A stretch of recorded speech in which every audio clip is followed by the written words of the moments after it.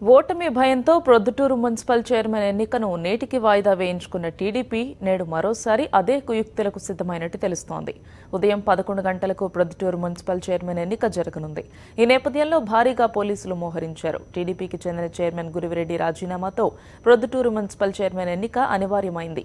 ఈ నేపథ్యంలో కౌన్సిలర్లకు వైఎస్ఆర్సీపీ విప్ జారీ చేసింది. విప్ జారీతో ఇటీవల టీడీపీకి మద్దతు పలికిన వైఎస్ఆర్సీపీ కౌన్సిలర్లు తిరిగి సొంత గూటికి చేరుకున్నారు. మొత్తం 40 మంది కౌన్సిలర్లు ఉండగా వీరిలో 19 మంది వైఎస్ఆర్సీపీకి చెందినవారు. చైర్మన్ పోటీ బరిలో వైఎస్ఆర్సీపీ నుంచి కౌన్సిలర్ ముక్తియార్ బరిలో దిగారు.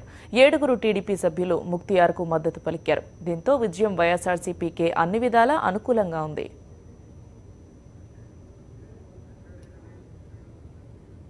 నిజానికి శనివారమే ప్రొద్దుటూరు కౌన్సిల్లో మున్సిపల్ చైర్మన్ ఎన్నిక ప్రక్రియ మొదలైంది. కౌన్సిల్లో కోరం ఉండడంతో సంతకాలు కూడా అధికారులు తీసుకున్నారు.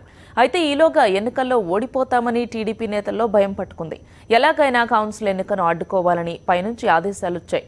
అంతే, ఈ ఆదేశాలు అందుకున్న తెలుగు తమ్ముళ్లు రచ్చరచ్చ చేశారు. టీడీపీ నేత వరదరాజులరెడ్డి ఆధ్వర్యంలో తమ్ముళ్లు రెచ్చిపోయారు. కుర్చీలు విసిరేశారు, టేబుళ్లు పగలగొట్టారు. అడ్డుకున్న వైఎస్ఆర్సీపీ కౌన్సిలర్లు అధికారులపై కూడా భౌతిక దాడులకు దిగారు.